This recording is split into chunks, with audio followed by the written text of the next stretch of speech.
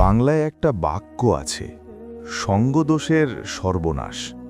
আমারও ঠিক তাই হয়েছে। আমার নাম হাসান। আমি আমার পরিবার ও নিজের একটু বর্ণনা দিয়ে নিই, যা পরে আপনারা সবাই বুঝতে পারবেন কেন আমি আমার পরিবার এবং আমার বর্ণনা দিয়েছিলাম।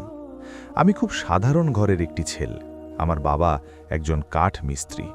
আমরা দিন আনি দিন খাই। আমরা 3 ভাই বোন, আমার 2 বোন আর আমি। আমার বাবা আমাদের 3 ভাই বোনের লেখাপড়া করাতে গিয়ে হিমশিম খেত। পরিবারে আমি হচ্ছি বড় ছেলে। আমার সবেমাত্র এসএসসি এক্সাম দেওয়া হয়েছে, পলিটেকনিকে ভর্তি হয়েছি। আমি ভাবছিলাম একটু একটু করে আমার স্বপ্ন পূরণ হচ্ছে। এখন আমি কিছু টিউশনি করব এবং আমি আমার বাবার পাশে দাঁড়াবো। কিছুটা হলেও বাবার উপকার হবে। সাল 2021। আমার বাড়ি থেকে আমার কলেজটি মোটামুটি ভালোই দূরে ছিল। আমার গ্রাম থেকে আমি আর আমার এক ফ্রেন্ড সজীব শুধু ওই কলেজে পড়তাম, আর অন্যরা সবাই অন্য কলেজে চলে গিয়েছিল। কলেজটি আমার বাড়ি থেকে দূরে হওয়ার কারণে আমার বাবা আমাকে পুরনো একটি সাইকেল কিনে দেন, যাতে আমার যাতায়াতের কোনো সমস্যা না হয়। প্রতিদিন আমি সেই সাইকেল চালিয়ে যেতাম। একদিন আমি সাইকেল চালিয়ে কলেজ যাচ্ছিলাম, তখন দেখি আমার বন্ধু সজীব যাচ্ছে। আমি বললাম, কিরে সজীব, কোথায় যাচ্ছিস? কলেজে? ওঠ, সাইকেলে ওঠ, একসাথে যাই দুইজন। সজীব আর আমি সাইকেল চালিয়ে যাচ্ছিলাম।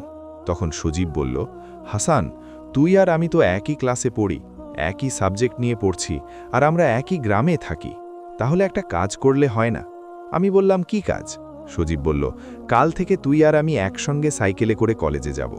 আমি বললাম, তাহলে তো ভালোই হয়, পড়াশোনা নিয়ে কথা বলা যাবে আর দুজন গল্প করতে করতে যাওয়া আসা করা যাবে। সজীব বলল, এভাবেই কেটে গেল বেশ কিছুদিন। একদিন সজীব আমাকে বলল, হাসান, তোকে একটা গুরুত্বপূর্ণ কথা বলতে চাই। আমি বললাম, বল, কোনো সমস্যা হয়েছে? না। তাহলে কি হয়েছে? হাসান, আমি না রিয়াকে অনেক পছন্দ করি। আমি বললাম, রিয়া? কোন রিয়া? ওই যে আরিফ ভাইয়ের বোন রিয়া। আমি মাথা নিচু করে বললাম, হ্যাঁ, বুঝতে পেরেছি। আমি সজীবকে অনেক বোঝানোর চেষ্টা করেছি, কিন্তু আমি পারিনি। সজীব আমার কোনো কথাই শোনেনি। এখানে আরও একটা কথা বলে নেওয়া ভালো, রিয়াদের পরিবার খুব একটা ভালো পরিবার ছিল না।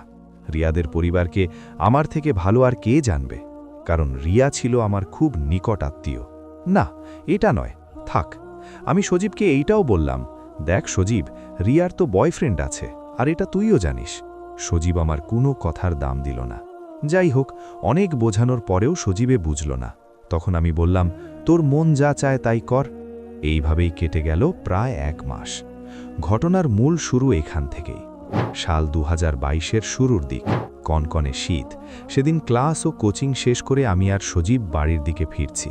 তখন মাগরিবের আজান পড়বে ভাব। সাদা কুয়াশায় ঢাকা সারা গ্রাম।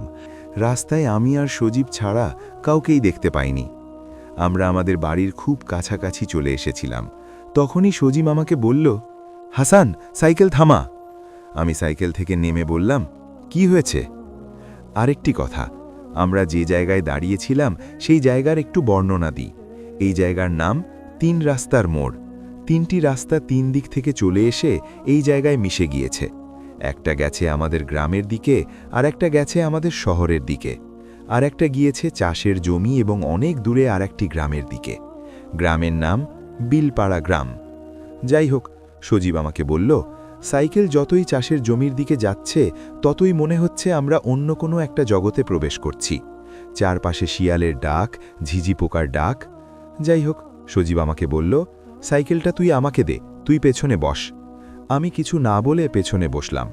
সাইকেল নিয়ে সজীব আমাকে ছুটে চলল সেই জমির দিকে, আঁকাবাঁকা মাটির রাস্তা দিয়ে। সাইকেল যতই চাষের জমির দিকে যাচ্ছে ততই মনে হচ্ছে আমরা অন্য কোনো একটা জগতে প্রবেশ করছি। চারপাশে শিয়ালের ডাক, ঝিঝি পোকার ডাক, আর কনকনে শীতের মধ্যে যেন অন্য একটি জগতের দিকে এগিয়ে যাচ্ছিলাম আমরা। আমি বুঝতে পারছিলাম না সজীব আমাকে কোথায় নিয়ে যাচ্ছে। অনেকক্ষণ সাইকেল চালানোর পর আমরা একটি গ্রামে প্রবেশ করলাম। আমি সজীবকে জিজ্ঞেস করলাম, কিরে, কোথায় আসলাম? সজীব আমাকে বলল, বিলপাড়া গ্রাম এসেছি। বিলপাড়া গ্রামে তোর কি কাজ? দেখতেই পাবি। সজীব সাইকেল নিয়ে একটা বাড়ির সামনে গিয়ে দাঁড়ালো। সজীব আমাকে বলল, সাইকেল থেকে নাম, আমরা ওই বাড়িতে যাব। আমরা সাইকেল রেখে বাড়ির ভেতরে প্রবেশ করি। বাড়ির ভেতরটি দেখে আমার গা শিউড়ে উঠল।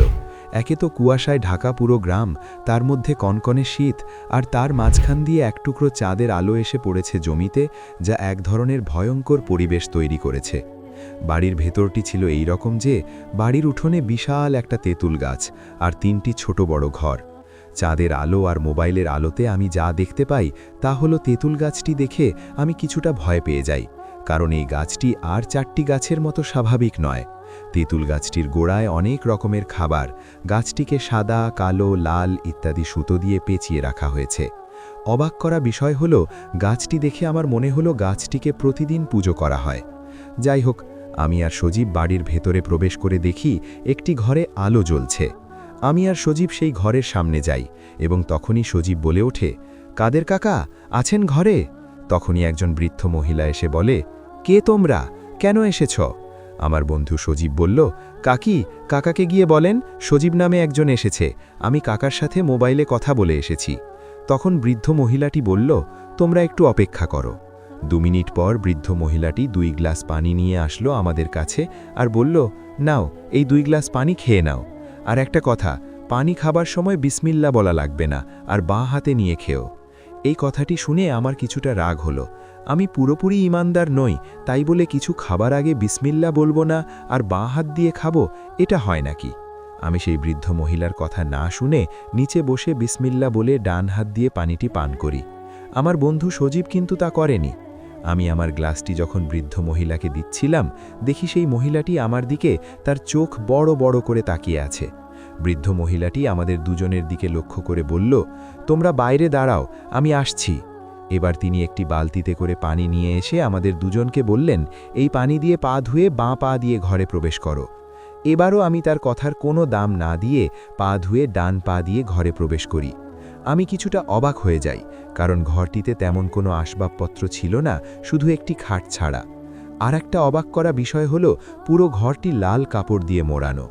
যাই হোক, খাটের ওপর বসেছিলেন একজন বৃদ্ধ। আমি সেই বৃদ্ধ পুরুষটিকে দেখে সালাম দেই। জানি না আপনি বিশ্বাস করবেন কিনা, আমি সালাম দেওয়ার পর কেমন যেন একটা উত্তর দিল সেই বৃদ্ধ, যেটা আমি কখনোই শুনিনি। আমার কাছে খুব অদ্ভুত মনে হলো। যাই হোক, একটু পর সেই বৃদ্ধা মহিলাটি চেয়ার এনে আমাদেরকে বলল বসার জন্য। আমরা বসি।